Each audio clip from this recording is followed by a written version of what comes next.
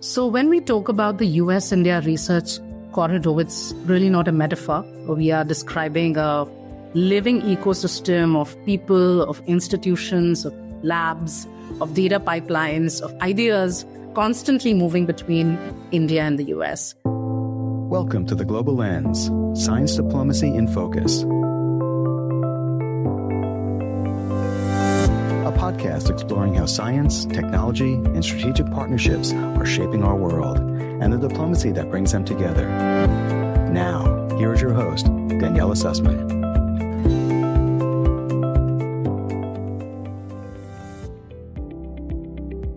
This episode of The Global Lens, Science Diplomacy in Focus is brought to you by Global Signals, a bi-weekly newsletter for globally minded leaders.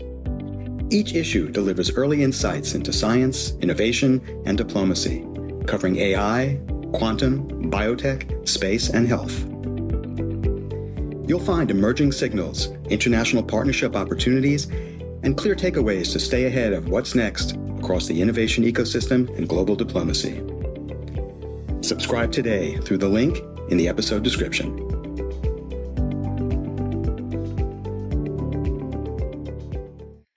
Today, we explore a research corridor that is becoming one of the most significant engines of global science and innovation in the 21st century.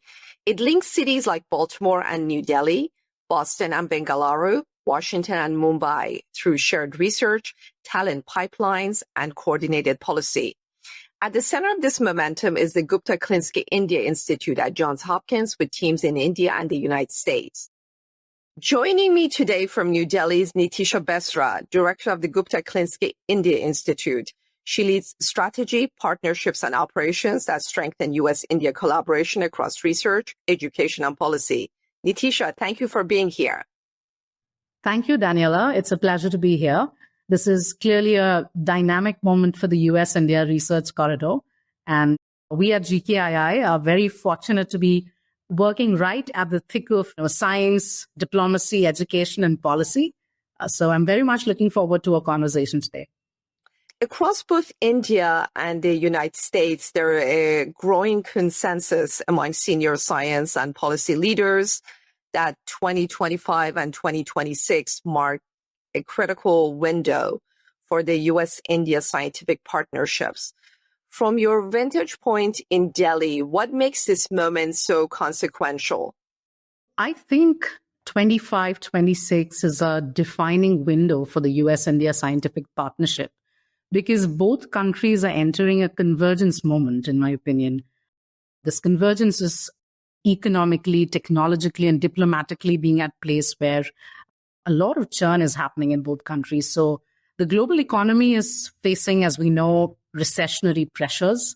The supply chains are realigning, and AI is pretty much disrupting everything from labor markets to national security. And at the same time, these governments are under immense pressure to show growth, to generate jobs, to build national security, to build domestic capacity, and also in a way secure their technological leadership. So in that environment, I believe US-India very much need each other more than ever. On the US side, if we see there's an acute need for scientific talent, resilient supply chains, and partners who can really co-develop critical technologies, and obviously a strong alignment in the Indo-Pacific. And India today really is that partner, which is, again, a fast-growing, large economy, the fastest growing actually, with the deepest pool of STEM talent and a country that can scale innovation for 1.4 billion people. So deep synergies between the two countries. And moreover, I think India is also at a place where it is making a once in a generation, not really a lifetime, push in the R&D space. So there's a lot of investment that is now happening in research and development and deep technology. So with several programs which are being championed by the Department of Science and Technology, Department of Biotechnology, our space research organization, our defense research organization, and most recently the newly formed Anusandhan National Research Foundation. I think there is strong ambition within India to catalyze this university, industry, academia, government research at scale. And because of this investment, I think we have strong structural platforms to help this bilateral cooperation. So I think this year alone in 25-26, there have been several G2G initiatives which have been announced, including the Trust Initiative, right? The new transforming the relationship, utilizing strategic technology to accelerate work in AI infrastructure, in critical minerals, in emerging technologies. So there's clearly a political intent on both sides to strengthen scientific collaboration. Second, I believe it's also a time where there's strategic alignment in certain areas which are being identified as national priorities on both sides. So AI, of course, is high up there in priority, but there's also space, clean energy, biotechnology. They're all emerging as national priorities on both sides. And I would say there is not just political intent, but bureaucratic energy and a lot of scientific capacity on both sides, which are aligning. And I believe this is once in a decade window for real progress. But I think it is also important because all of this is happening at a time when the US-India partnership is also being tested. We have the immigration backlogs that are at historic levels. The green card queues stretch into decades. We have H-1B challenges, which are impacting not just the industry, but also academia. Within Hopkins, we're experiencing that. We have tariff tensions, which have affected student mobility, research collaborations, and more importantly, perception for US-India partnership, which was considered to be solid. I think there are some doubts creeping in. And I think now really would be a time to kind of stress test how strong and future-proof this US-India partnership really is. Economically, both the economies are dependent on each other in a way that US relies on India for its technology workforce. It is increasingly becoming a place to deploy AI and health tech solutions at population scale.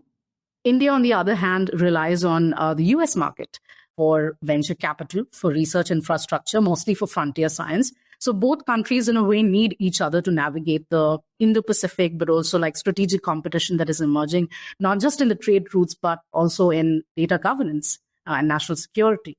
So fundamentally, I see this window as an opportunity or a moment where US and their relationship can either be cemented as a global force for science, or it can really lose momentum and not really realize its full potential.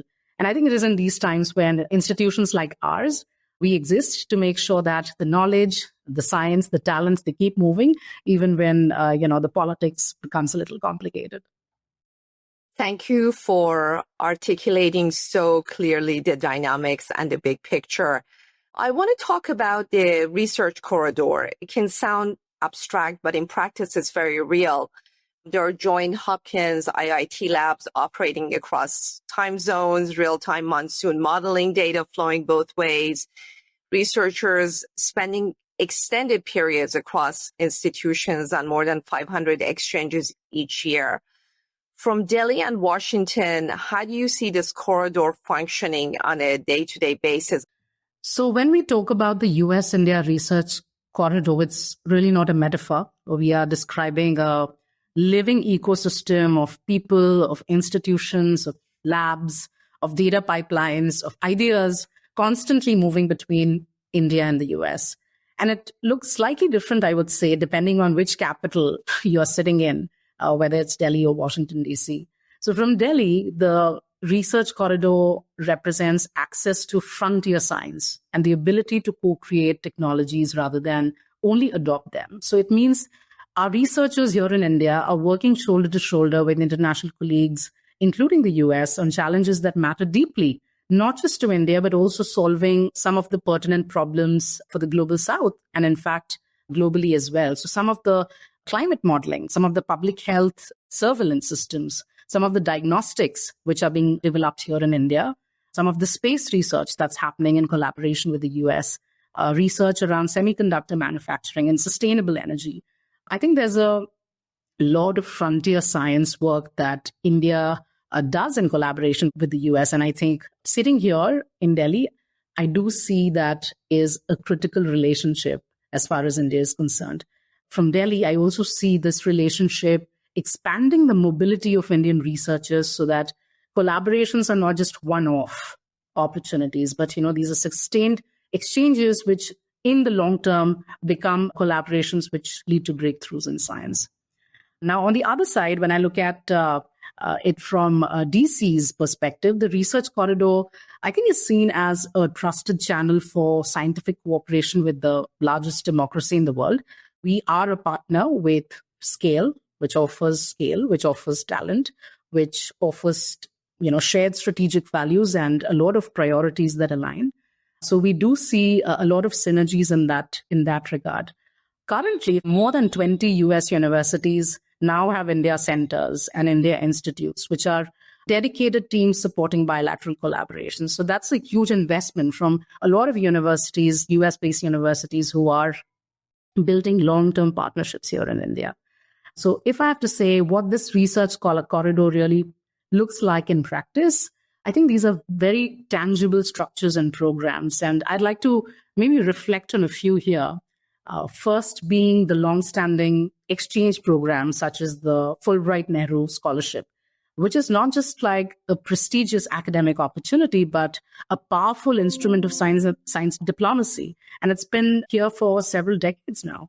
So through US-India Education Foundation, a wide range of grants are offered to Indian scientists to study, do research, to teach, and professionally work in the US. And these opportunities really enrich their professional experience.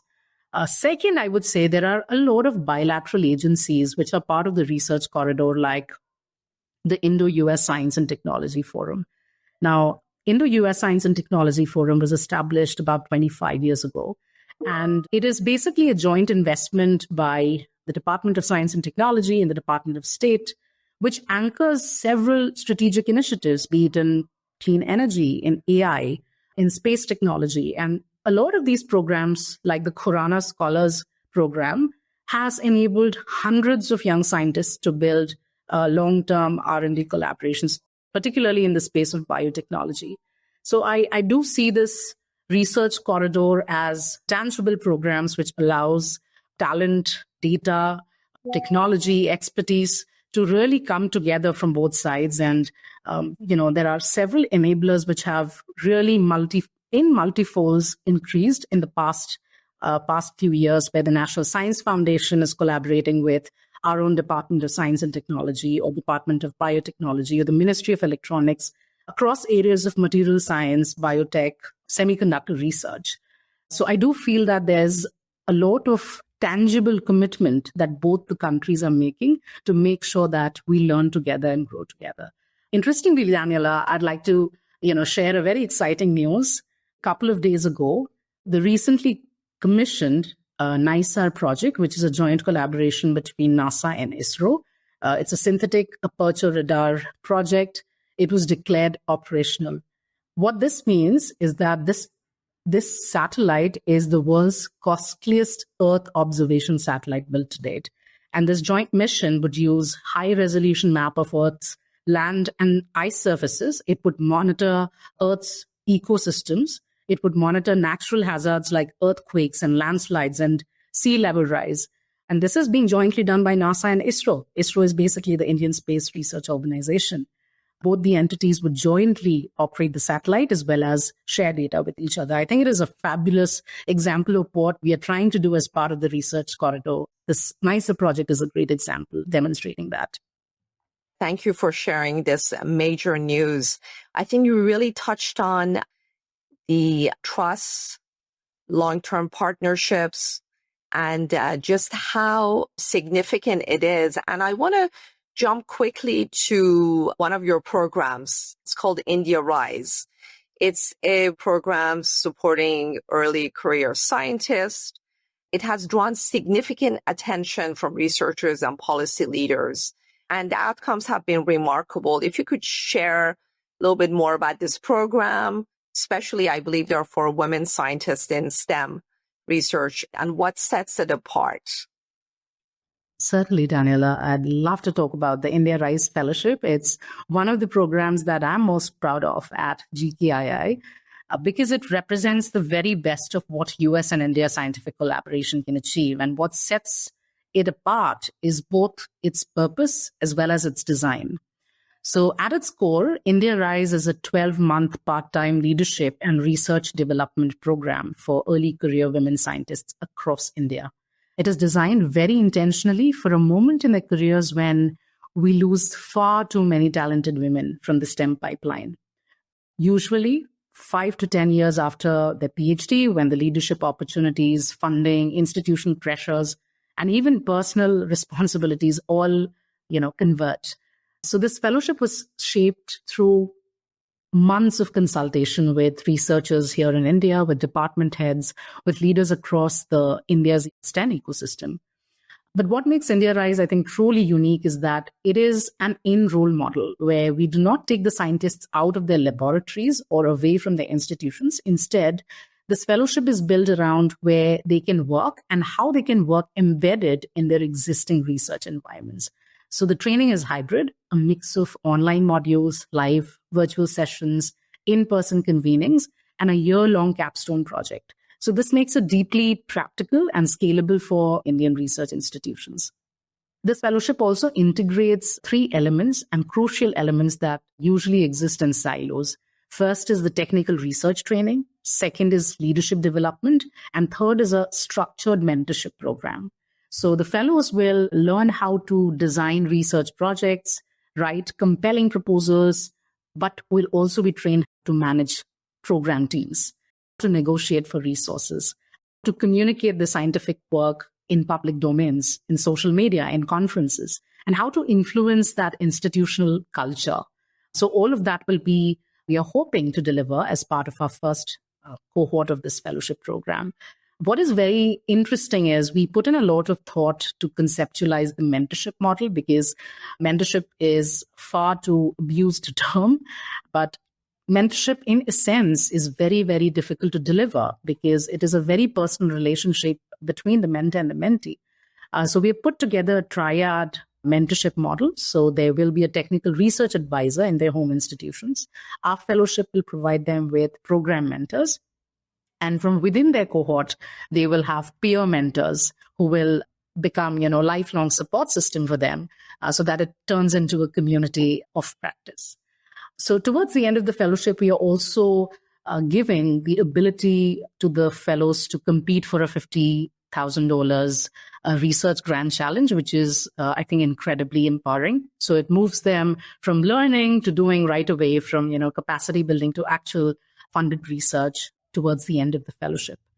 I think what also distinguishes the India Rise is that it is really built in that essence of US India partnership. So it was powered by the Gupta-Klinsky India Institute at Johns Hopkins University, but it is really conceptualized and supported by the US India Alliance for Women's Economic Empowerment. So the fellowship draws on global experts from Hopkins while also being completely rooted in the Indian research context. We are currently being supported by a steering committee, which represents institutions like Indian Council for Medical Research, IISc Bangalore, IIT Kanpur. So we have really senior scientists who are guiding us in making sure this fellowship is a success. So as of today, we have about 41 finalists who have been chosen for the next 1 year. They represent 16 states and union territories across India, and they represent fields like climate science to genomics, public health and engineering, and about 88% of them hold PhD degrees. So it's going to be a stellar fellowship program, and we really hope that as much as they learn, we learn more on how to build effective fellowship programs, I think. It's very exciting, and thank you for sharing that. I want to also touch on your breakthrough grants and the Rishi Travel Award, which enables short-term research visits between researchers and exchanges for students and early career participation in conferences. It seems to generate impact far beyond scales. Why do you think this model is so effective in accelerating collaboration between India and the United States? So the Breakthrough Research Grant does exactly what its name suggests. These grants are built to support the kind of science that often struggles to find early funding, which is high risk, high reward ideas that are bold and interdisciplinary and are capable of shifting an entire field if they succeed. So this particular grant offers faculty members that opportunity to try out that idea. It is also an important tool for us at GKIA to create space for Hopkins faculty members to partner with researchers in India. right from the beginning. So we do a call for applications where we ask PIs in the US and on the Hopkins side to co-design research questions, to share their expertise, share resources, and really translate ideas into solutions that work in the real world setting. So in our first grant cycle, we funded projects across AI for health, climate, infectious diseases, maternal child health, biomedical engineering, and many of these collaborative efforts actually were with institutions like IIT Bombay, Ashoka University, Fortis Hospital, AIMS. So these are premier institutions, and we were really grateful that we got the opportunity to conceptualize these ideas with these premier institutions. So what we essentially do is we offer a small grant of about $50,000 to $60,000, but they really behave like a catalytic capital. Like they help researchers test ideas, and once the early evidence is generated, then these teams are able to scale their work and attract larger funding to take on, more ambitious questions. So I'd like to maybe share a couple of grants which yielded some substantial impact. So in the last year, the seed funding supported projects that created AI/ML, open source prototype of a breast cancer risk prediction tool for the Indian population. Now, this will be piloted at the Tata Memorial Hospital in Mumbai, and this was a collaboration between GHU and IIT Bombay. A second project in which we were supporting the National AIDS Control Organization, which oversees distribution of antiretroviral therapy, or ART, to approximately 1.5 million people living with HIV through about 700 sector ART centers. So India, with its large and diverse population, it faces unique challenges in managing the ART supply. So one of our grants supported development of a machine learning based model to enhance antiretroviral therapy demand forecasting in India. So most of the grants have led to larger grants or bigger ideas or, multiple use cases. So the impact, I would say, is not just scientific, but it's quite structural. And we are hoping that we are able to support many such grants in future. So that was about a breakthrough grants, really. The second program that we have been able to launch for our students is called the Girish and Himangi Rishi Student Travel Award. It is generously funded by one of our Hopkins alums, and it removes one of the biggest barriers in global health and science collaboration, which is mobility. So this grant covers airfare, lodging, local travel, living expenses, and it enables GHU students to conduct fieldwork or internships with our India-based partners. So through this, we have enabled students to work on adolescent health to mental health and community-based interventions, often in underserved areas or with marginalized communities. More importantly, I think the program matches each award with peer mentorship. So they offer the fellows not just technical guidance, but also navigating the cultural context and the logistical complexities, which is a life lesson in itself. So, as a result, students don't just produce research papers, but they are able to build relationships and co-create interventions. And, some of them bring back the best practices home, back to the US, back to the university, and they often commit to long-term India-focused research or build careers which are around India. So, it's quite an exciting program. The 2025 Hopkins India Conference in Washington, D.C., which I also participated, created significant momentum from new partnerships to concrete policy developments. What were the defining outcomes? Yeah, it was the first time that we were doing a conference of that scale, and we were able to attract close to 600 leaders across government, academia, industry, and civil society across the 2 days. So in terms of outcomes, I think first, the shared narrative of US-India partnership emerged quite strongly when we had the Indian ambassador to the US described our partnership as a defining moment for the 21st century. The message pretty much echoed across sessions on geopolitics and health and technology. So across domains, we realize how important the US-India partnership is. Second, I would say there was real alignment around the trust initiative and, some of the critical technologies. So there were several panels which discussed bilateral priorities like AI and semiconductors. And there were actionable next steps which were discussed. So we really realized that this was a great breeding ground for collaborations to happen, for notes to be exchanged, to discuss the next steps and what the actual work might look like. So it just didn't stop at the conversation, but it went beyond that into potential partnerships as well. I think the third important outcome, and we were very deliberate about it, was equity and inclusion. So we had a major session on women's leadership in STEM. There were discussions on just energy transitions, and we had cultural programming. But something that we were more deliberate but also proud of was more than 50% of our speakers were women. And that's something that I think we'll try to uphold and continue to do in our future iterations.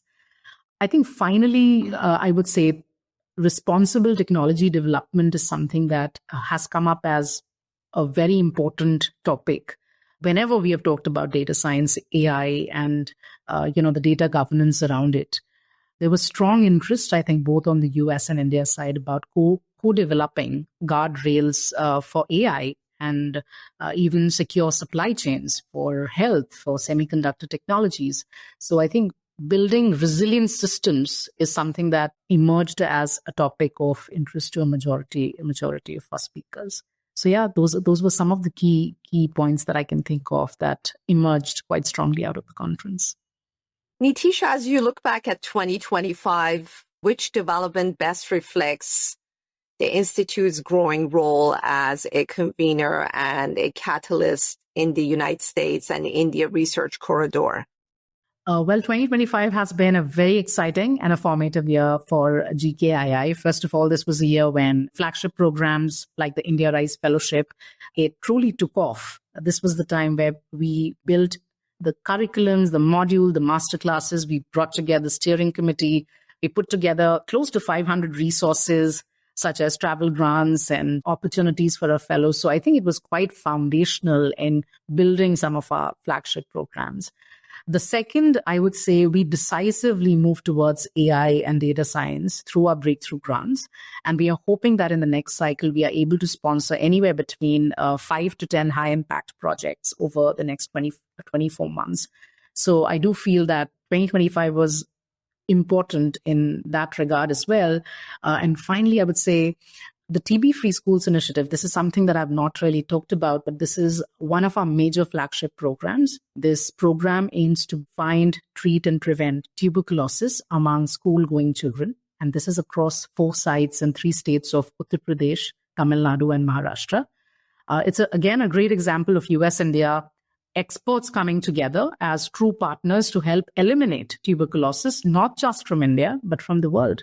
So with support from multiple donors, including the Ujala Foundation, which is a primary donor, the TB-Free Schools Initiative is now on its way to becoming a proof of concept for a long-term public health transformation. So I think that is another important program that emerged out of 2025 and the Hopkins India Conference, which was the first time that we did it. So I think for various reasons, it was a pretty foundational and I think fundamentally a year to build for us.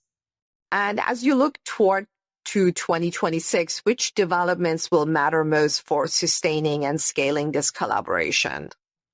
So one of our biggest focuses, I think, for each of our programs would be how do we sustain our effort? Because what we often see is we front load a lot of effort. We put in a lot of effort to make a partnership happen, or build a program, but it doesn't really reach or arrive at a state where we can say that, hey, we made substantial impact. So I think a big focus, for example, in our India Rise Fellowship would be to build an advocacy agenda around gender equity in research institutions. So beyond the fellowship, I think that's one thing that we'd like to pursue at an institution level so that we are able to push through the agenda of gender equity at scale. Similarly, for the TB-Free Schools Initiative, I think we want to target about 10,000 school-going children and hope that, through intervention, we are able to make schools TB-free. So that's another very important, I think, milestone and target for us for 2026.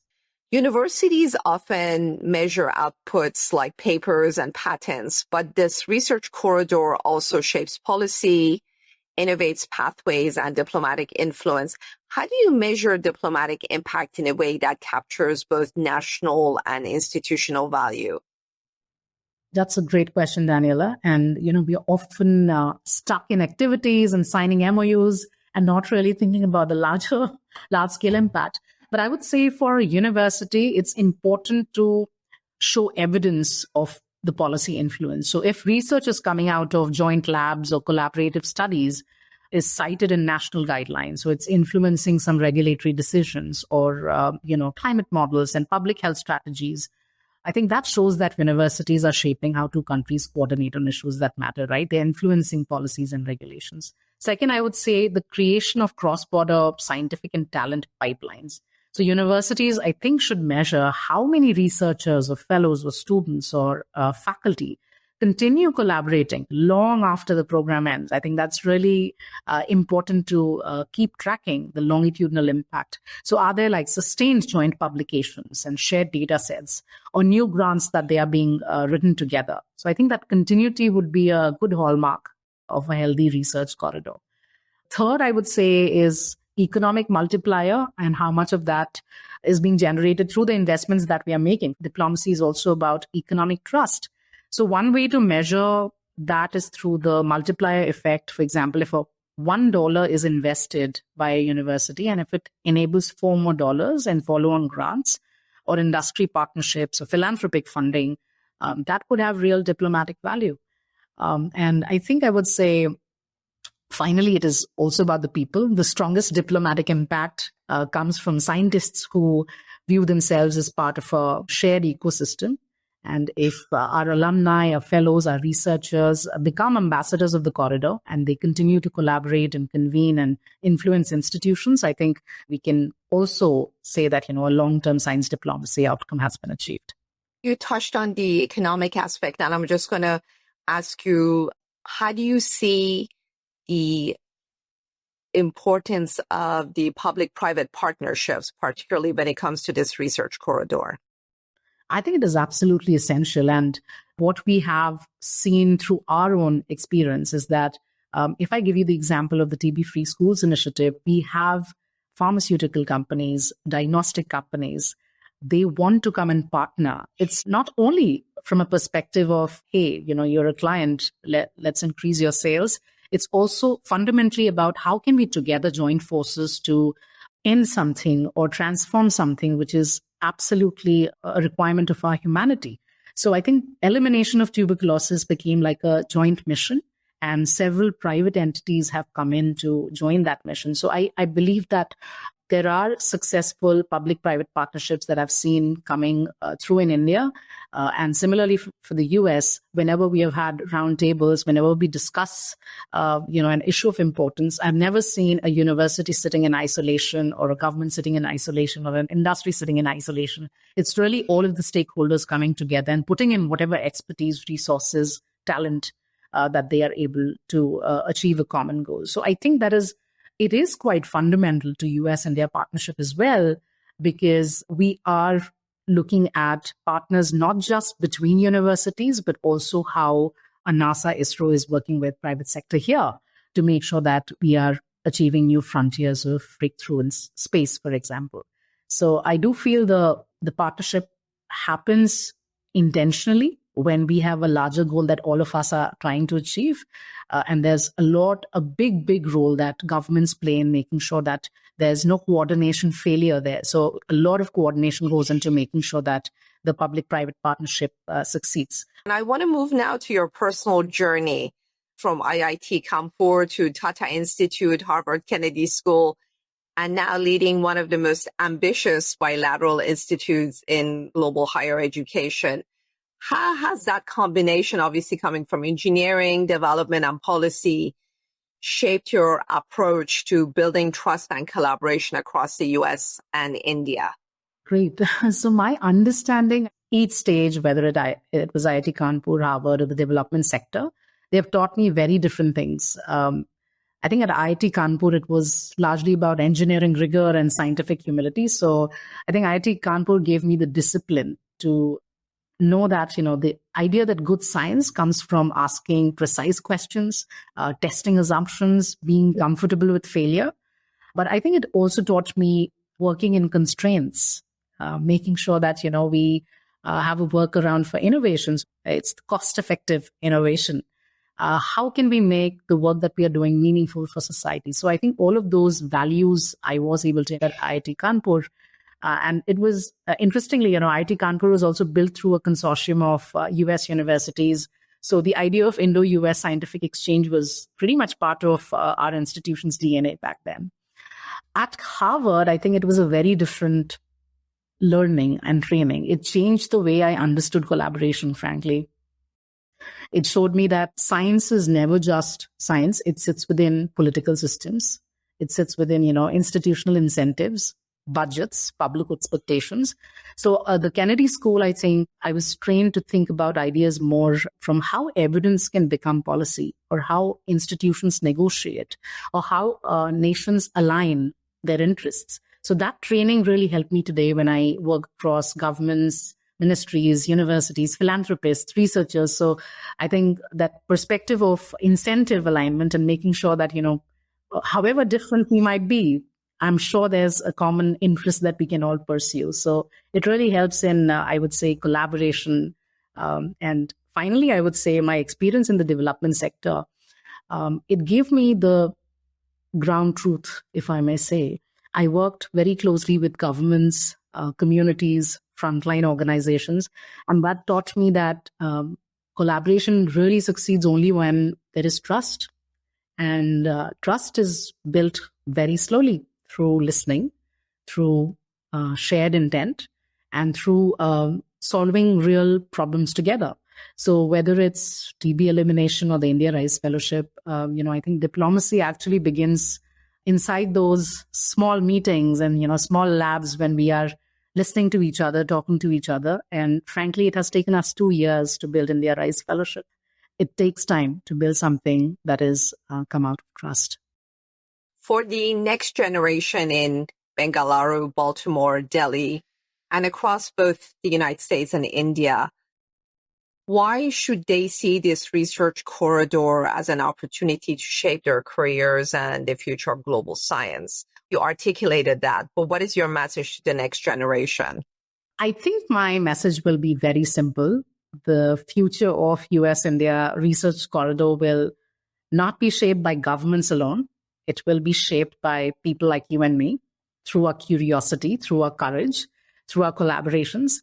So when we talk a lot about diplomacy as something that is happening in formal rooms, but in reality, it really begins with that one scientist openly sharing data with another. It begins with that young researcher asking, what can I solve better together than alone? So I think the problems that we face today, be it the climate change challenge, the health security issue, the AI governance issue, there's a requirement for scientific innovation and breakthroughs beyond borders. So I think let's be the generation, or the message for the next generation would be as courageous as possible. If there are existing channels, make sure that you leverage them. If there are no existing channels, have the courage to create one, create a new fellowship, create a new partnership. I think it is about how much your inner intent and push will be to, make this collaboration and partnership happen, the further this US-India partnership and research corridor will go. Most of our listeners, they work at the intersection of science, policy, and innovation. What is one opportunity you would urge them to watch, to act on as the US-India research corridor expands? If I really had to highlight one opportunity or two opportunities maybe for our listeners, I would say stay close to the India Rice Fellowship and the Hopkins India Conference in 2026. First, the India Rice Fellowship. If you are an early career woman scientist in India, or if you'd like to mentor or work with one, I think this is the program you should absolutely keep in your radar. Applications for the next cohort will open in 2027, and I genuinely believe that it will become one of the most impactful leadership pipelines in the space of Indian science. And as far as the conference is concerned, I think next year we are trying to do something innovative.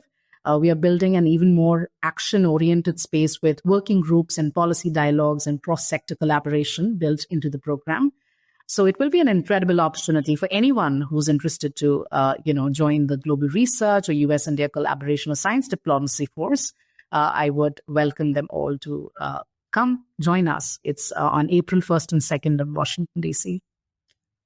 Absolutely. We'll certainly watch closely what the Institute does. Neetisha, thank you for joining the Global Lens and for sharing how GKII is shaping the U.S.-India research corridor, expanding scientific collaboration, and so much more. Thank you. To our listeners, thank you for being here. Subscribe to the Global Lens, Science Diplomacy in Focus on Apple Podcasts, Spotify, and YouTube, and sign up for Global Signals for insights as science, innovation, and diplomacy shape our shared future. Until next time. You've been listening to The Global Lens, Science Diplomacy in Focus. To hear more conversations at the intersection of science, policy, and international partnerships, subscribe to The Global Lens on Apple Podcasts, Spotify, YouTube, and over 30 platforms around the globe. Send us your ideas and guest suggestions to Daniella@globallenspodcast.com.